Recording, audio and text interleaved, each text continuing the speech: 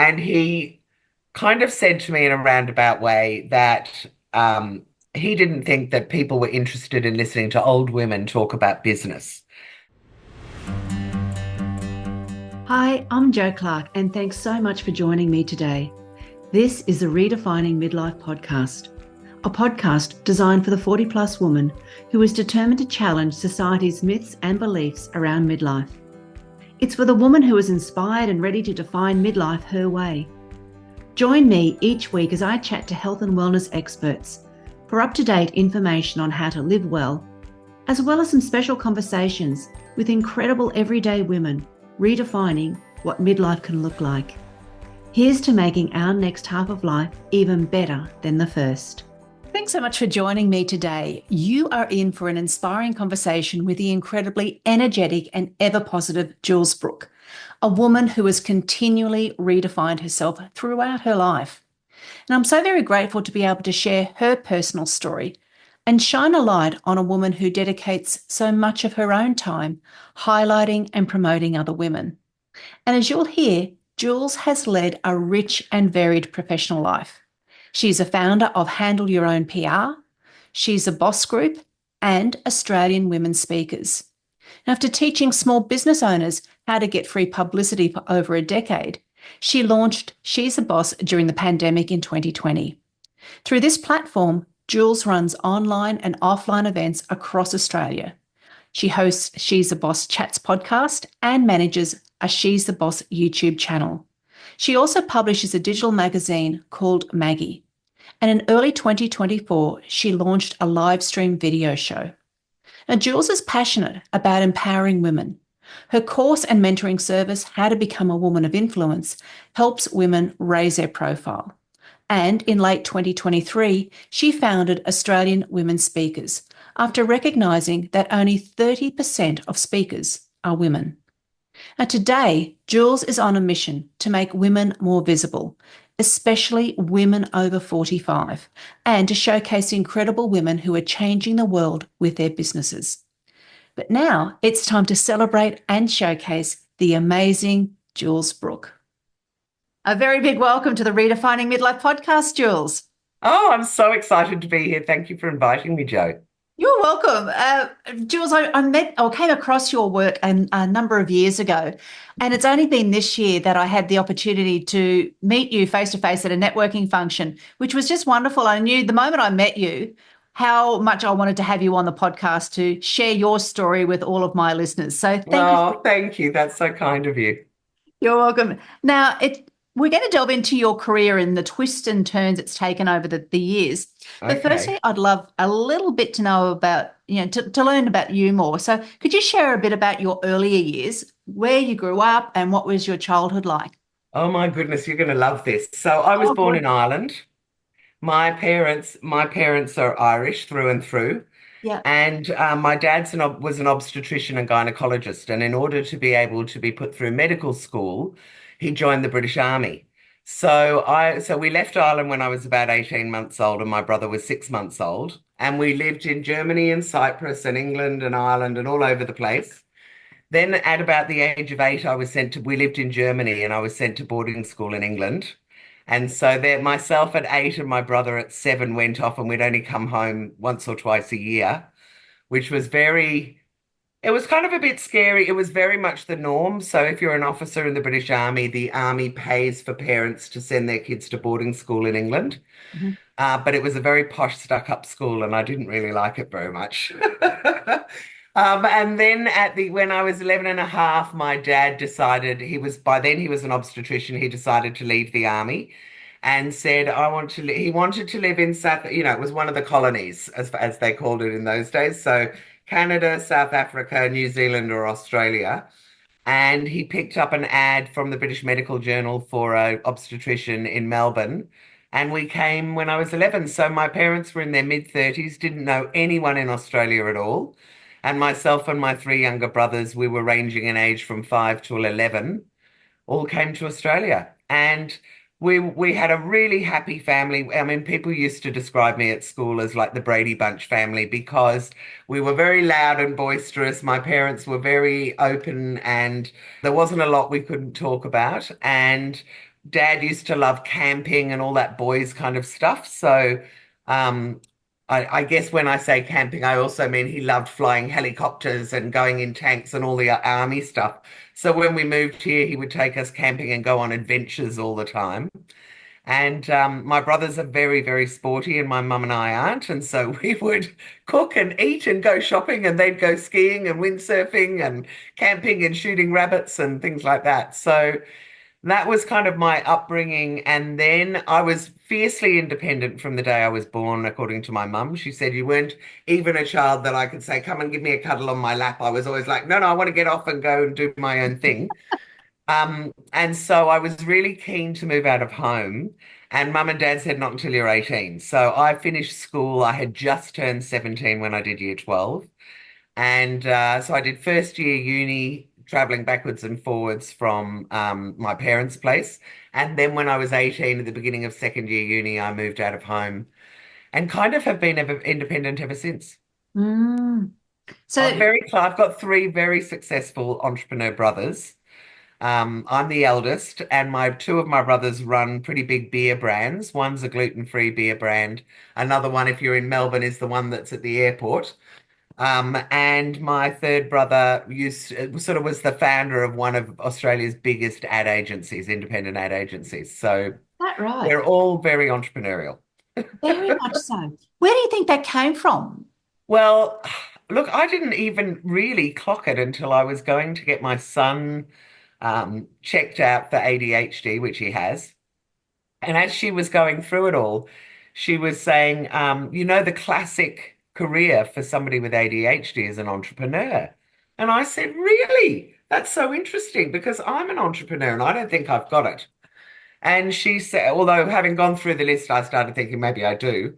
And then I thought about my family and I thought, oh my God, all of us kids are entrepreneurs. My mum says my dad was, she thinks that he had ADHD and was probably entrepreneurial if he hadn't been a doctor, but went out on his own and did all that kind of thing. So I don't know where it's come from, but I think it probably is genetic and I Mm. can't chase it back.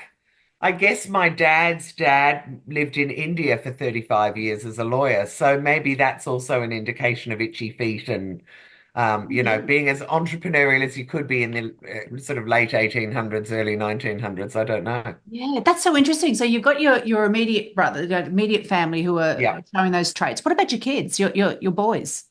Totally. So I've got one with ADHD who is just a genius creatively and has taught himself. So he goes down that rabbit hole that people with ADHD with hyper focus. So Yes. through his life, he started knitting, and then he had the whole school, and he was doing knitting Oh, things I in the love it. library, and then he learned chess, and it was chess, and then it was coffee. And I don't drink coffee, but our house we had to have the right kind of grinder and the right kind of coffee beans.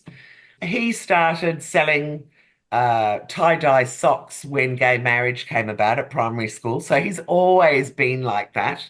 Mm. My other son has been, if anybody knows any She's the Boss stuff, he does all my graphics. He's built my websites. He is brilliant creatively. He's a photographer, designer, web developer, sort of at 22. And my third son, I don't think is entrepreneurial at all. Oh, is that right? He Odd one thinks we're all out mad. So I've got 18-year-old twins who've only just finished school. So who of the knows lot. what they'll end up doing, Yeah, and a 22 year yes. old. Yeah, that's amazing. I just love that common thread of when you talk to people of what, what might spark something or why some families turn out the way Yeah. they do and the kids in the family turn out the way they do. It's Well, fascinating. my boys have seen me, certainly for the last 8 years, using up the dining room as the office. Oh, that's great. But I did have a little moment earlier this year around Mother's Day. My son, you have so much mother guilt about I've been working all the way Uh, through, and he just popped up in front of the whole family and said, as in my mum and my brothers and their wives and everything, and said, "We've been watching Mum for years. We're so proud of what she does. We really get the work ethic now." And it was just one of those moments where you go, okay, maybe it isn't all bad. yeah, that's it. I mean, we do fill ourselves up with guilt. They take the baby Oh, out and we just get pumped up with guilt over the years, don't they? Yeah, that's just absolutely. brilliant. So, Jules, well, how did you imagine your life to be? Obviously, in the very early years, there was lots of movement around going from country to country, came to Australia, and that was more settled. But what did you imagine your life was going to be like? Did you have certain ambitions or dreams when you were maybe sort of a mid to late teenager? Did you know what Well, you wanted to do? um, I wanted to do PR because my uncle in Ireland owned a huge PR company, Uh-huh. and he was my absolute hero. And I loved what he did. He was always flying to Hollywood and doing things with actors in Hollywood one minute, and then he did British Airways PR and used to fly over to Australia for free every year with his family. So I kind of always wanted to do PR, but didn't really know what it was. I knew that I didn't want to do law or medicine or any of those kind of things. I think my dad had kind of hoped one of us might follow in his footsteps, but it was all too hard to sit down and study for 12 years. Mm. So I don't know. I just knew what I didn't want. And I had this very romantic vision. And I was talking about it with a girlfriend the other day, and she said, you should be careful what you wish for, because I always said, I want to be married to a starving artist and I'm going to support the family. And for whatever reason, I have kind of fulfilled that on a number of levels. Manifested Um, that dream. yes, but I guess the other thing is I've always wanted to help people. My Um, dad he was an unusual obstetrician because he had a great bedside manner. He was very funny and very humorous. And I guess I've always really wanted to help people, and I've always believed that you can be whatever you want to be. So I've never been stuck on I want to be this when I grow up. I was kind of a bit like, I'll be whatever I want to be when I decide what I want to be.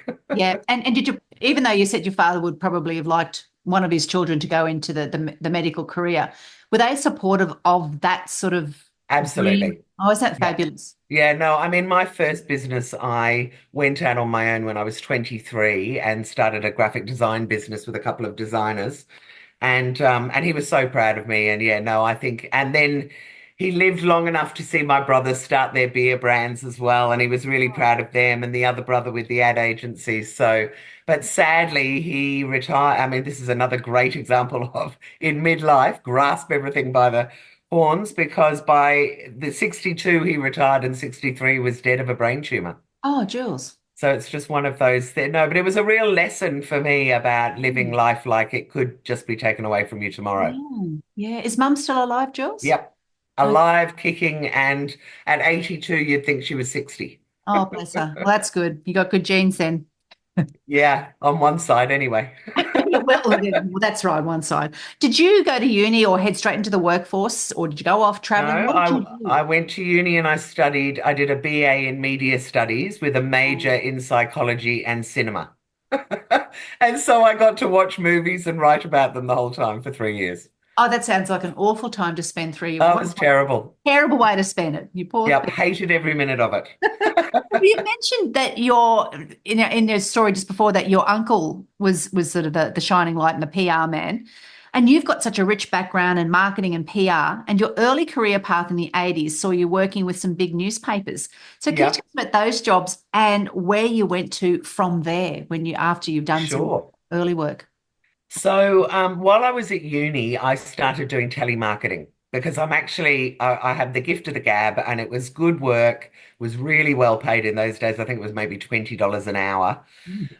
which probably isn't even that bad these days, but this is 30 years ago. Yeah. And you would only work 5 till 9. And I just thought that that was perfect. So I was doing that for a while. And then the company that I worked for started doing work for the Herald Sun in their classifieds. And my friend went over, a woman that I'd brought into the business went over to become their supervisor, and she told them about me. And the next thing is I got a job in there, which was like $26 an hour or something back then. And then when I finished uni, my parents sort of said, "You have to start working," and I was like, "Oh, I'll just take my time as you do when you finish school." And they said no. So I got this job in a dress shop that was a friend of my mum's shop. And I am absolutely not suited to retail and fashion retail particularly. Although I got very fit standing up every day. And then I got headhunted to the Herald Sun so the woman that I knew who was the head of classifieds, Rupert Murdoch had just bought it, and he had said, we want to get young, fresh people in here. And myself and another girl who was 20, we were both 20, were brought in. And I remember learning We went in to have management training and we all went to the MCG. And I'd only been in Australia for about 6 years at that stage. I'd never been to the MCG. And it was in a corporate box and it was all very exciting. Mm. Then I started working in the classifieds department and it was awful. I can't tell you how awful it was. A lot of the women there had been working there for 20 or 30 years. So firstly, they didn't need a 20-year-old telling them what to do. Yeah. Secondly, my boss was the classic kind of cartoon of what you don't want in a woman boss. So she would sit in the corner of the room up on this high pedestal, and she said to me, "If you ever cross me, I'll do to you what I'd done in the past." And I was like, "What's that?" And she said, "When I was a psych nurse, we used to take people and shove their heads down the toilet." Oh, good God. And I remember thinking, oh my God, like it was like Nurse Ratched. Anyway, so I lasted a year or so there, and then I started looking around for how the hell do I get myself out of this one. And on Greville Street in Param, which was very cool, still is a very cool area of Melbourne, there was a guy called Peter Isaacson, and Peter Isaacson was the biggest independent publisher in Australia. He did the Sunday Observer, plus loads of local newspapers, and then a lot of This Week in Melbourne, This Week in Adelaide, This Week in Cairns, those kind of Mm. tourist magazines. Lots of what do you call it now? Custom publishing, where people will pay you to put together magazines.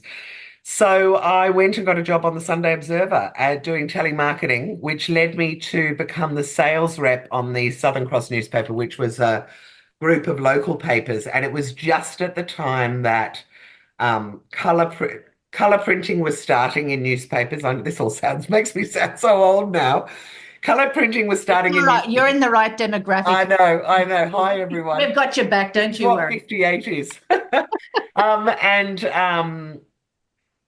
and then so they gave me this job, and real estate was moving from in Melbourne. They used to laugh about picking up the Age on a Saturday, and it would be this thick, and it was just about 2 inches worth of classified ads.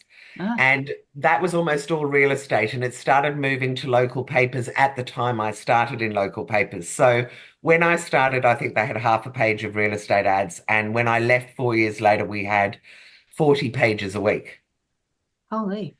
And I found that quite easy because the change was happening anyway. I really love talking with people. I love real estate. So anyway, so I did that for quite a few years, and then just got bored with it because I was quite good at it. And when you have those relationships there, you get to a stage after 4 years where you can just ring people and go, "How many pages do you want this week?" Mm. And I just didn't feel like I was being stretched. And so I had this great idea I'd go out on my own. I'd been already designing ads for people and doing the odd flyers for pizzas or menus or whatever. And I thought, well, why don't I do that? So I set up on my own. My first client was a guy in Toorak who had a pizza shop. He subsequently did a runner on me, his mother, and all his clients, and I got caught in the middle of it because I had commissioned a printer to print all these menus, and then this guy did a runner, and I owed $1,500 to the printer, and I didn't want to let him down. It wasn't his fault. Mm. And so I had to go and get another job, and I got a job in a little company it was right at the cutting edge of CD-ROMs and multimedia when it first started. And so I was their new business manager and made a partnership with Apple, and we did a whole lot of bits and pieces. And then that business went down the gurgler, and two of the designers from there said, "Would you come and start a company with us and you can manage the clients and we'll do the work?" And so that was the first time probably the first and almost the last time I worked for anyone else. I did a very small stint back in Australia when I came back from London, but Gotcha. other than that, that took me out in the path of running my own companies. Yeah, so it really is following the breadcrumbs, isn't it? When you listen to people's stories, there's always something that will lead to something else. And That's right. That's right. It's like it's a fascinating. fork in It's the road, and amazing. depending which one you Yeah, take, yeah, that's it's going to it. take you in another direction. So that was back. What time are we talking about now, timeline wise? Are we talking? So timeline not wise, I started the business when I think I was 24, and that was in early 90s, like 92, Wow, I think, something like that. that's huge. Yeah. huge. And did you get a lot of backing and was that quite a successful business then for you? It actually became a very successful business. I probably don't have the work ethic of a lot of entrepreneurs. And so I built it up. We were doing really well. My two partners were in a relationship with each other. And we got to the stage, I think I'd brought in National Mutual and some pretty big accounts.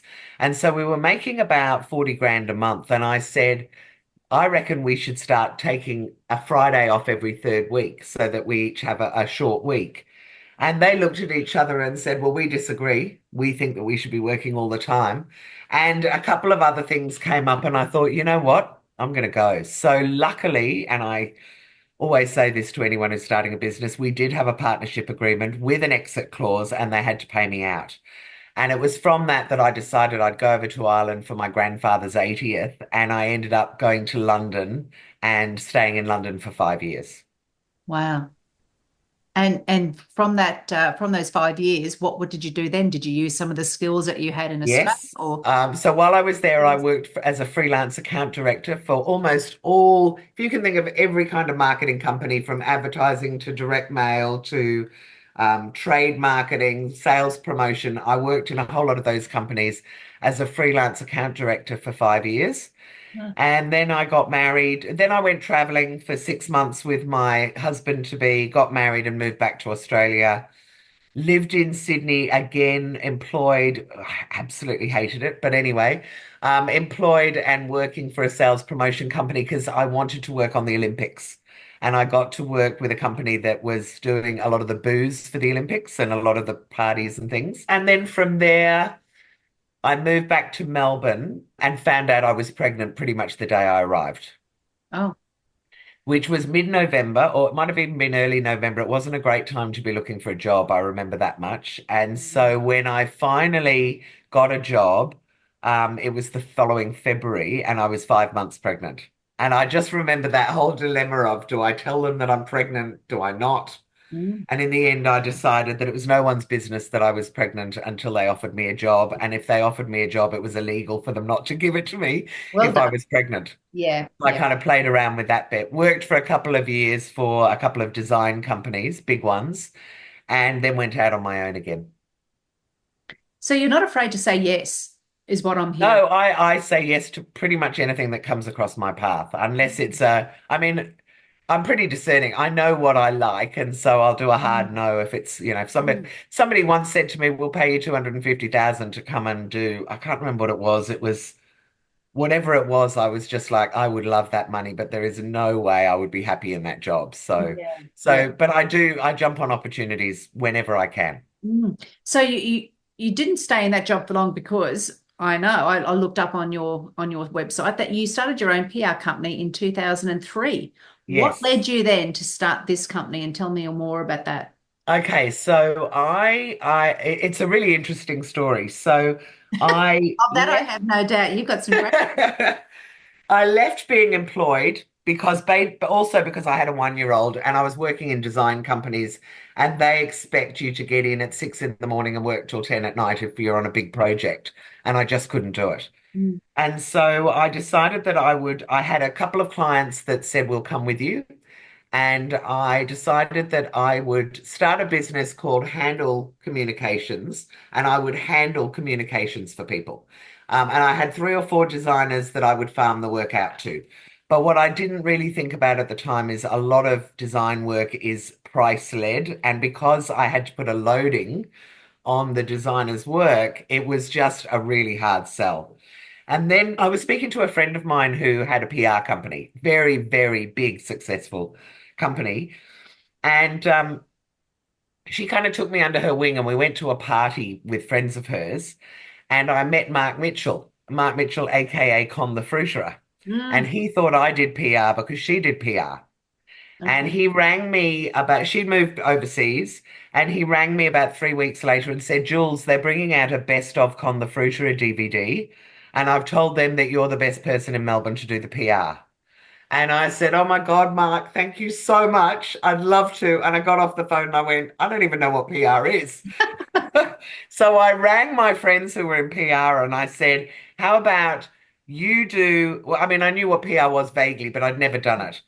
And I said, how about you do the work and I'll manage the client and we'll split the fee. And they all said we're too busy. And I went, oh my God, what am I going to do? And to almost to a T, they all said, you should try it. You'll be really good at it. So I said, okay, what do I do? And Mark Mitchell, God love him, said, listen, Bert Newton's a good mate of mine. Alan Jones is a good mate of mine. Just call them and tell them that I'm available for an interview. And I'll never forget this. There was a producer called Paul Dowsley who's now gone on. He was doing some very big shows the last time I heard. But I got through to him and I said, hi, I'm wondering if we can get Mark Mitchell on Bert Newton's show. And he said, who are you? And I said, what do you mean? And he said, who are you? I've never heard of you before. And I said, what do you mean? Do everyone in the media know everyone who's in PR? And he said, yep, pretty much. And I said, well, I don't know. I'm doing it for the first time. Apropos of nothing, but it was very funny to me at the time. He said, are you sure you're not a drag queen? Because I was saying I was a woman with my deep voice. Anyway, I met him. We got on really well. And from that, I went back to the DVD company afterwards and I said, look, I've got all these interviews. And they went, oh my God, you're amazing. Here's 5 more DVDs. And from that, I went, great. But I really don't know what I'm doing. So I put the call out amongst my friends, and my great friend Simone Hayden said, I've done PR before and I'd love to come and help you. So she came on board and we sat in this tiny room off my kitchen and slowly started to build this company. And it was around the time, so the time I was with her was when my dad got diagnosed with a brain tumor, and myself and my 3 brothers decided mum should never be on her own with him because he was having fits. And if he had a fit and fell on the ground, she wasn't big enough to pick him up. Mm. So between us, we were kind of taking a day and a half a week each and going down and kind of high-fiving each other, and then the next one would take over. And Simone was amazing through that. And what happened then? Then I found out I was pregnant with twins. So that was another like, oh my God moment. And Simone said, don't worry. She was just the best business partner you could ever ask for. I can only say that, having had a really awful experience with the other ones, this time it was just fantastic. And we were a really great match. And she looked after the built business and we grew it, and we ended up in South Melbourne, and then we moved to Greville Street ourselves, me going full circle. And we had about 7 staff. And just before the GFC hit, I had this idea of why don't we teach people how to do PR? Why don't we sell media contact lists and teach people how to do PR? And I clearly remember Simone going, Jules, we are going to cannibalize our clients. They'll all leave and do it themselves. And I said, I don't think so. But what it might do is all those people that come to us and say, I've only got $1,000. Can you do something? We'd be able to say, no, but you can do it yourself. So we started Handle Your Own PR, and we both worked on that and with the clients through Handle Communications. And I got out in 2012 and said to Simone, I don't want to do PR anymore, but I love Handle Your Own PR and I want to take that and run with it. And she said, well, I think you're taking the wrong brand. But she now still runs Handle Communications, which is a successful agency. And I struggled for the next 5 years with Handle Your Own PR. Eventually sold my house and put it into building a PR SaaS platform, and it never really took off. Right. So it's one of those things that I'm quite well known for it. People, I think, could see the value in it and thought, yeah, this would be great, and I'll get back to it. But I found it really hard to get customers to come on board and have a consistent income coming in. And that kind of leads us to the end of 2019 Mm. when I saw an ad on LinkedIn from a guy who was the ex-head of Sky Business or Sky News Melbourne, I think, saying, I'm looking for people to interview about innovation, technology, or business. And I said, I'm a slut for publicity. Let me come and talk about Handle Your Own PR. And it was from that moment that I walked into that studio. We did 2 interviews back to back, and he said, would you come and co-host the lunchtime show with me? And I was like, oh my God, I've been discovered. And then from that, I helped him grow the business over the next 6 months and said, I'll help you, but you've got to let me have my own show. And I called the show She's the Boss. Because I said there's just not enough about women on television when it comes to business. It's like we don't exist. And so I started this TV show on Ticker TV, which was his streaming TV network, which is still going, um, and called it She's the Boss and started interviewing female founders. Almost exactly the questions you're asking me is what I would ask them. Yeah, that's amazing. So, what the question I was going to ask you next was that you are so passionate about helping other women and promoting other women. Where did that drive and ambition come from? Like you just said, there wasn't enough exposure for women. Was it just something that you had seen firsthand, or did that drive come from somewhere Look, else? it was weird. Look, I've always been a bit, considering I'm surrounded by boys, three brothers, three sons, even the dog is a boy. I I've always been a big one for the girls, being going out with the Mhm. girls' nights, all that kind of thing. And weirdly, for whatever reason, handle your own PR attracted women. So I think I looked at it once and we had 85% female clients. And one of the things that I really noticed was how awkward women feel about pushing themselves out there. So I started, firstly, it was like PR will be really hard. And I'd go, it isn't hard. It's just like learn a style and a technique and you can do it forever. So it started with that. And then when I had the TV network, I started obviously talking to some very successful women and started seeing these common themes coming up. And then I did an interview with someone who'd just come out with a piece of research called, I think it was Female Entrepreneurs or Female Founders, the Barriers to Entry. And I looked at the stats and it absolutely horrified me.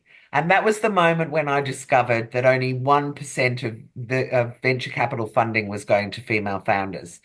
That there was something and at the time I was very television focused, and I found that at the time, 100% of the news and program directors in Australian free-to-air television were white Anglo-Saxon men over 50. That's And I extreme. thought I had pitched TV shows to Shine and to various TV networks earlier about women and about mumpreneurs because I was very in that space. And they'd love it up at the top, and by the time you get down to the people on the ground, which were 25-year-old guys, they'd go, "Who'd want to listen to this?" So, Mm, and they said, "We know that women aren't interested in business." And I was saying, I couldn't disagree with you more. So I did this TV show, but Aaron Young, who started Ticker, really wanted it to be for 18 to 25-year-olds or 18 to 35-year-olds. And I remember saying to him, "Why have you asked me?" And he said, "You got pink hair, lots of energy, come on board." But 6 months later, it was kind of a different animal because I was there right at the startup stage. And he kind of said to me in a roundabout way that he didn't think that people were interested in listening to old women talk about business.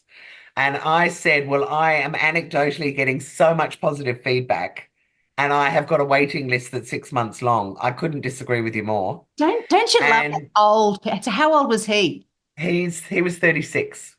And Ah, I was 51-ish, I guess. wow. But I think having come from Sky, which very much targets an older demographic and a very male demographic, Mm, and is very right wing. He wanted something that was maybe a little bit more to the left, a little bit younger. And I really admired, and do admire what he wanted to achieve. But that was amazing for me mm. because when we started, I saw him grow this. And when we started, it was a tiny table in an office with two TV screens behind you. And he did these great graphics, and it looked like we were in a different studio for each show. And I learned a lot about it. And so I started really loving interviewing people, really loving the whole television thing. And then the pandemic came. And he laid me off. And on the same day, get this, this is the universe. I get a phone call from Sam Elam, who's an amazing woman who used to run a huge media training company called Media Maneuvers. And Mhm. she said, Jules, I've just had to dismantle a whole TV studio's worth of equipment, and I've got nowhere to put it. Would you like it? And my son, in the same breath, said, I know how to use all that equipment. I'll produce it for you, Mum. And it Oh, was another of those kind of moments where I went, okay, well, I'm going to keep going with the TV show, but I'll do it from home during the lockdown, yeah. which meant that I reached out to a lot of women overseas as well, because if you're going to be online, why not? And Mm. I made some great friends and built a really good network of incredible women overseas as well. And I also saw at the same time that my close friends so I'm in inner west of Melbourne. Mhm. some of the women were really spiraling and going, oh my God, my life is over. My whole career, I've just spent 30 years building it and I don't know what I'm going to do. And I don't, and I'm weird. In a crisis, I'm at my best. And I knew that I could support them. And so I said, well, why don't I just do an online event? I just signed up to Zoom that week because I've been doing webinar jam and all that kind of thing in the olden days. And I said, I'll just run a lunch. I'll run an online lunch this Friday. You're all at home anyway. Grab a glass of whatever your favorite drink is and just come and join us. And it was amazing, fabulous, wonderful. And I remember at the end of it, I said to the girls, okay, well, let's try and do this once a month then. And they went, we can't wait that long. And I said, okay, well, we'll do it weekly. And I ended up with 200 women that came and joined me off and Oh, on fantastic. over the next year. Every single Friday. I did it every Friday for 2 years, and I now still do it every second Friday. But that was the beginning of. So she's the boss. The name and the idea and the passion for women came out of the TV show, and then the networking and the support came out of the lockdown. Really, I mean, there's no other way I can put it other than that. Just gave me a whole different perspective and. I've been working from home for years. I'm at my best in a crisis. And it was all those sorts of things coming together that was the beginning of She's the Boss. So it is really like I said before, you say yes to things. Yes, You're discerning when you say your yeses, but they're always a hell yes when it ticks the boxes. But you also create opportunities, Jules, and that's what I wherever I can, I do. yes. Yeah, that's I sort of try to. another common thread coming through. I have a saying which is be that woman that will mention another woman's name in a room full of opportunities that I've nicked from somewhere and I don't know where I've nicked it from, but I say it all the time now. And that very much is my mantra. And I'm also a doer, not a thinker first. Yeah, So yeah, I never overthink things. So in fact, I was telling someone so recently, I started Australian Women Speakers, and I did that on the back of finding out that only 30% of speakers yes, were that's what I want women. to talk about soon. Yeah, that's just extraordinary. I'm just going into it as an example Yes. because I just built it. I just thought I'll just like in half an hour, I created a logo in Canva on my phone, created a group on LinkedIn on my phone, invited 30 women in, and it got to 1,000 in like 3 months. And then I did it on Facebook and it became another 1,000. But the irony being that I jump in without any strategy, without any idea of how I'm going to keep it going. So, I'm a great one for saying yes and just getting on and doing Yeah, things, yeah, but yeah, I'm yeah. terrible about thinking it through. So you really is it something that you want to do by yourself, being a lot of these things that you want to do by yourself, or is it really important when you're making these big decisions to have somebody who gives you the more of the structure behind it? So you're the ideation. That's the bit I'm missing, just in case there's anyone listening who wants to come and join me. I love working with business partners. Yeah. I love working with other women. I don't know how I found myself in a situation where I'm running something by myself, but it's not making enough money at the moment to Yeah. pay for other people. So the only people that come and join me are people who've got big hearts that are Yes. lovely and come and help me. But Yes. yeah, I get on and do things, and then afterwards, I mean, whereas other people, I was talking to a very successful woman who said she'd been thinking about the idea of Australian women speakers for years and had been thinking about the strategy and the plan, but never got around to doing it. And I said, well, I'm the complete opposite. I just go and do things and then go, oh my God, what have I got myself into? Mm. Well, let's just explore that a little bit more about what you Sure, discovered with the women speakers then. sure. So only 30% of speakers are women. That's Yes, the statistic that you found. So it really is important that our voices, our stories, our skills, our knowledge and wisdom are heard and shared. And I think absolutely. particularly for women as they start to get older, when more of these sorts of things are, we accumulate. Well, we've got all the wisdom and all the We contacts. do. Yes. So tell me more about like you just decide, right, this is a good idea. I've heard this. It rankled you, obviously. No, well, it was also because I coach women in how to become a woman of influence. And part of that is that I talk to them about getting up on stages. So we'd just done that class that day, and I went looking for where could they go and sign up. If you're a beginner or it's not your main job and you don't want to go and work with a bureau, where can people go and find speakers? And if you Google them, all that came up was individual LinkedIn Well, profiles. that's it. And last year when I first heard about you and starting this up, and I thought that's what I want to do, and I couldn't find anywhere, and I didn't want to go and join a speakers bureau. Because No, well, that's it. And so yeah. I felt that there was a huge gap in the market. And I just naively thought that the first thing to do is to bring us all together because nobody is going to look through individual LinkedIn profiles. So let's get everybody into a platform. And then I went, look, this is just so it's so typical of me. Anyway, I then found that the domain womenspeakers.com.au was available and female speakers, which I think says a lot about the bureaus actually. Mm. And so I thought, okay, well, I'll start a directory. And then I went looking around for how can you start, I didn't want to build it from scratch. Where can I go and find a directory I can reskin? And before you know it, I had launched a directory, which I have to say sits there and is doing great things. But I really wish I had the time to put more of a focus on it. Mm. And so the way that I have positioned it is that we all need to back each other, which is kind of my mantra anyway. And I'm like, I Yeah. can't make this work on its own. Everybody needs to tell people about it. Mm. And then slowly but surely we'll start getting the traffic to it. Yep. And so how do you then promote it? So for example, you've created this new site where people as a directory.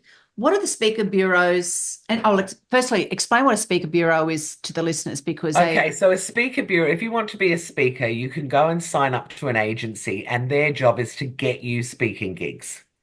And what they do is they normally take a 30% commission. They want people that already have a pretty big following, and they need to know that you have done 10 professional talks in the year before, I think. There's a few bars you've got to jump over anyway. Mm. And I just thought, well, if I start a directory where women can sign up, I won't take a commission or anything. I'll charge them to put together their profile. And then, and how have I marketed it? Not as well as I would like to. So I've done a lot of posts on LinkedIn. I've done a couple of interviews. I got a couple of articles published in Smart Company and a couple of others. And I clearly need to do a lot more, but I just have time constraints. Yeah, yes. I Jules, think with both businesses, I'm waiting for an angel to come out of the sky or an opportunity to come that just makes sense to me that will bring someone else into my world to help me grow them. I have no doubt it's going to happen because with everything else that you've spoken about so far, that's just been the way that it's flowed for you. Something Yes. something just suddenly appears. So what would you like, say, for example, you've got the creation of the Australian Women Speakers. It's already there. It's sitting there. What are Yep. you hoping to achieve with that? What would you love to see if you could What I write? would love to see is 1,000 women on it. Because if we can get 1,000 women, I think that the big corporates, well, so there's two things. One is that I think that there's a gap. I feel that there's a gap between people starting out and earning up to 3 grand. So that is the small business networks, the Rotary clubs, the country women's associations. It's those kind of things where they're looking for speakers often every month, sometimes more frequently. And the anecdotally, what I was hearing is we can't find women, which is why we always have men. And I thought, okay, so let me solve that problem by, now if you Google women speakers because of the name of ours comes up. Um, the other issue that I see is that there just aren't enough women, which is just women need to speak up about it. And what I'd like to see is that we have 1,000 plus women on the directory, that we have everything from $0 to, 10 grand in there, and that people can go and search for whatever kind of speakers they want. Mm. And that it becomes a bigger community because I think there is a thirst for it. I think women want it. Um, but a lot of us, for whatever reasons, are used to people doing things for us and then we jump on it. And it won't work if that happens Yeah. because I just haven't got the bandwidth at the moment. Mm. Either that or I get an investor and get some staff on board and then and do it. And I've had a really clever idea from a guy who started a bureau that I think will really work and get all the corporates coming as well. But it just needs time. It needs Yeah. time and effort put into it. Well, that's right. Because again, you're creating these incredible things, but you can't do it all. Is No. basically one person And can. what's even worse, Joe, is that I don't know what to ask. So a lot of people say to me, "How can I help?" Yeah. And I go, "I don't know where to start. I don't." So I'm not very good at unless someone says this is what you need to do, and I can do it for you. I'm Mm. not very good when I have all these lovely, generous people say, "What can I do to help?" And I go, I don't know. You tell me. Yeah, yeah, no, that's fair too. Now, Jules, if you had to pick one thing, what would be your favorite out of all of the different businesses and all the different things that you've created and done in your life? What is the favorite that you've done so far? I think it's going to have to be two, and it's what I'm doing at the moment. It's women speakers, and she's the boss because she's the boss has morphed into really being about connecting women and making them more visible. And one of the ways that you become more visible is to stand on a stage and speak. Mm, So it's all starting to slowly come together. I gave Handle Your Own PR to another fabulous woman who's running it. But I can see that PR coaching is something that is part of making yourself more visible. And I also think it's really important, as we're talking about, you can't see it. And, you can't be it if you can't see it. One of the women that I interviewed, and you'll love this because I had no idea who she was at the time. I just knew that she'd started a website in the UK called inspiringgirls.co.uk. mhm. And it was all about providing role models for young girls 11 to 16 who research tells us say that they can't see women in the roles that they'd like to have when they get older. And I Uh-huh. thought that's ridiculous. We just need to get out there and let them see us. And I felt like the media just keeps pushing these very beautiful, super smart women out. And where does that leave the rest of us who are normal? Or a young girl who maybe isn't, the most beautiful or the smartest is going to go thinking, I can't do it. Mm. Anyway, so I interviewed this woman. She told me those stats, and that has had a very big effect on why I'm trying to tell women to push themselves out there. Transpires that she was Lady Clegg, Nick Clegg, who was the Deputy Prime Minister of England's wife. Oh She my was the head of the European God. Trade Commission or something, and is one of the 50 most influential women in the world. So there you go. How did you get to speak to her again? Well, I just find all of them through LinkedIn. So I didn't necessarily. So I went That's in. extraordinary. And I've done that now with quite a lot of women. Like I've interviewed the only woman in the world who owns an oil company in Belize, and she is an Irish woman who lives in America and is the biggest revenue generator there. And she is now the head of the UN's Women in Oil and Gas or something. Golly. I've interviewed Oprah Winfrey's ex-chief of staff of 12 years, who used to work for Jan Wenner from Rolling Stone magazine. Like I met another woman from Iceland who's got a fashion label, but before that, she and another woman built up a $400 million fashion business, selling fashion from the catwalk online, which had never been done before. So yeah, I've kind of, and I find all of them through LinkedIn, almost exclusively. Occasionally, people would refer me, but I often got asked, "Are you looking for more guests?" Which I never was because I would, I had a waiting list of about 20.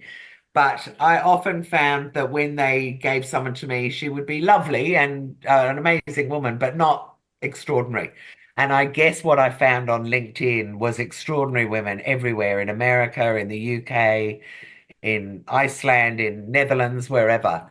And I got to share their stories because I just feel like the media regurgitates the Yeah, same you're right. women. Yeah, that's And right. and I love them. And I think that Mm. Janine Alice and Naomi Simpson and Lisa Wilkinson have all done incredible things, but I just want to see more women who are Yeah, like me, who've yeah, struggled yeah. a little bit more. That's exactly why I created this podcast so Yeah, people can see and hear different women of ordinary everyday women doing extraordinary things because they yeah. are out there. They are out Absolutely, there. they are. And Yeah. now my dream would be to, and I've kind of got it in the back of my mind that I might see if I can get a TV show up again where I do this because I know I can get women that no one's Yeah. ever heard of who are friggin' amazing. Yeah, I have no doubt you'll be able to do that. I'm That's not a surprise. waiting for that opportunity to just come. So I go, It'll yes, appear. It'll appear. So, Jules, you're a single mother of three young men. yes. How are you finding this stage of motherhood? I'm absolutely loving it. My boys finished school last year, and that is such a game changer for anyone, particularly if you're running your own business, not to have to try and juggle the all the school stuff and all the cost and all the rest of it. So now I've got three young men who go out and earn their own money. Mm. And and I can have adult conversations with them and they can come and have a drink with me if I want to. I mean, I'm loving all of it. Yeah, yeah, I do too. I love this stage of my of being a mum and just the relationship and how that's morphed and changed as they become young Yeah. adults. Yeah, it's And really, I've always been a big fan of, my son said to me today, I can't, you should be thanking me, Mum, because out of all my friends, I'm the only one who knows how to vacuum and I'm the only one who knows how to do mopping and how to use the washing machine. And I went, no, no, you should be thanking me for yeah, giving you those exactly. skills. Yes, yeah. Um, but yeah, I've kind of always been a big fan of traveling and getting out of the home as early as they can, like I did. Mm. And I'm just slowly at the moment wondering whether I might shift that. And so I've just was talking about it with my boys today and going, maybe we put all of our money together in the next 5 years and buy a big house that we could all live together with partners, with grandkids, with everything. And another woman she's the boss, Marie Vlahos, runs a thing called Her Home Loan out of Sydney, and I emceed for them a presentation around boarding houses. And the idea is that they're getting women to invest into purpose-built houses that will give women like mini apartments within a Huh. normal house on a street. And I just thought that was so clever. And that's trying to solve the problem that women over 55 or over 50 are the fastest growing homeless sector. And the idea is that, you invest 250 and you own, a small part of one of these houses, or you can build a whole house yourself. But I suddenly thought, oh, that could be the answer for me and my friends in retirement. It could be the answer for me and my boys Mm. going forward, that Yeah, maybe we do that. So I'm in a state of flux of, be as independent as you can be, and in the same breath, maybe we should all live together forever. yeah, yeah. Empty my nest, but not so fast. Yeah. That's right. So what are you looking forward to coming up, Jules? I know business-wise, we've sort of talked about that, and there's lots going on there. But in your personal life, what would you love to happen and unfold over the next couple of years? I want to work my ass off on She's the Boss and Women Speakers to get them up to a stage that I could sell them and have another woman take them over. Yeah, And then you're going to love this. I've thought about it a lot. I want to go house sitting overseas for brilliant. about 5 years, starting in the Caribbean and the Bahamas, and then working my way over to Europe. And I want to mentor women online at the same time because I'll be able to do that. Mm. Last year I did my first international retreat, and I have traveled a lot, and I loved it. So I'm doing a luxury retreat in Bali next year and thinking this might be a model that I move forward. So Wow. I'll be over 60, I live overseas, and I take maybe 3 groups of 10 women, to India or Europe or Bali or whatever, and do that 3 times a year and then mentor women monthly. That's my plan. Brilliant. Oh, well, if you can see it, it's going to happen. I hope so. I It hope so. will. It will. So with everything you do, and we had a little bit of a chat before I hit record, what do you do to wind down? Because there is a lot going on in your life. So Oh, how does Jules wind down? well, Jules is either switched on or switched off. Okay. So when I'm on, I'm on. And when I'm off, anybody who knows me will know that I'm very happy to lie on the sofa. I'm extremely happy to lie in bed and read books the whole time. Yeah. So and I love cooking. So I do a lot of that kind of stuff as my downtime. But I'm not very good at just dabbling in something. I'm either in 100% or I'm out 100%. So I think what we were talking about before, and I asked this of one of the successful women when I did my podcast, and I said, are you the kind of woman, if you say you've got a work ethic and somebody cancels a long meeting that say you've blocked out an afternoon, would you do? And I've said, are you the kind of person that'll take to the sofa, or do you go, great, now I've got extra time to do extra work? And this woman said, oh no, I'd go, fantastic, now I can get stuck into more work. And I said, I would always say, right, that's it. I'm finished for the day. I'm just going to go and do whatever I want to do. Go out for a long lunch or binge watch or read a book or whatever. Mm, mm. Well, that's good to hear that. At least you will do that. There will be some downtime for you. What are you most Absolutely. looking forward to in the future, Jules? Like, is there something that you go? I know you're talking about going Traveling. traveling, so I that's the number I've one. traveled so much, and with no disrespect to my kids, and I love them to death, but it's really kind of trapped me for the last 20 years. Yeah. And I've done little small bits of domestic travel, but I really want to, go and explore a lot more of the world and go back to places I've been and Mm. things like that. What are you enjoying about this stage of life? Everything. I mean, I just love all of it. I Yeah. have to say, I really since I had my children, probably for the last 22 years, I have loved my life. And I think everyone should be envious of it because I get to do what I want. I get to make a difference in the world these days. I have kids that I love being around, and they love being around me. So all their friends come over. So it's that kind of a house rather than I don't have anyone home. No Mm. one seems to be in a rush to leave me alone. I've got a beautiful boyfriend who I see off and on. So we were together for 10 years. Then I've said I need to focus on business for these couple of years, and he's house sitting, so he's loving it. And then we catch up when we can. So that's kind of like a perfect situation for me at the moment. Mm. And and I've got the dog and I've got great friends and I get to host parties, which is something I love. I mean, a lot of people say you must be exhausted by what you do, but I really get a lot of energy from being around other people as well. So, Mm. Mm. Well, that's what I yeah, was going to say. It sounds like everything that you do gives you heaps of energy. Otherwise, you wouldn't be able to keep until going. I've got none and then I Yeah, just that's lie in it. bed. That's it. So my final wrap-up question I've got, Jules, is what do you hope that 80-year-old Jules is going to say about current day Jules? I hope that 80-year-old Jules is going to say about where I am right now. I think I'm probably going to go, oh my God, how did I do that? But I hope that I'm continuing in some way, that I'm keeping going, doing what I'm doing at the moment, because Yeah. I do love it. I don't want to stop it forever. But I mean, I love interior design. I would love to flip houses. I love arts and crafts, and I haven't done that for years. I love painting. I want to write a book. I'd like to be able to invest in other women as well, like make enough through selling my businesses that I could then invest in the up and coming women.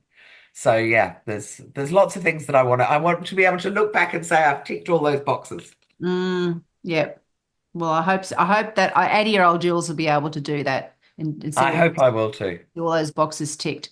Thank you so much for coming on the show today and sharing your life and your experiences with all of the listeners today. I've thoroughly enjoyed learning more about you and what you've been doing in the past and where what's going to be coming up in the future for you, Jules. So thank you. And thank you for all you do to promote other women in business and to have people to hear women's voices on stage and in all of these Oh, different areas. it's just such an honor to have been invited. Thank you so much. And I'm delighted that we met in person and hope I'm going to see a lot more of you. I'm sure we will. Thanks so much, Jules. Thanks so much for listening and sharing your time with me today. I'd love you to hit subscribe on Apple Podcast or your favorite podcast app to keep spreading these empowering messages. Please share this podcast with other incredible midlife women in your world. Join me again next week for another redefining midlife conversation. Thanks again for tuning in.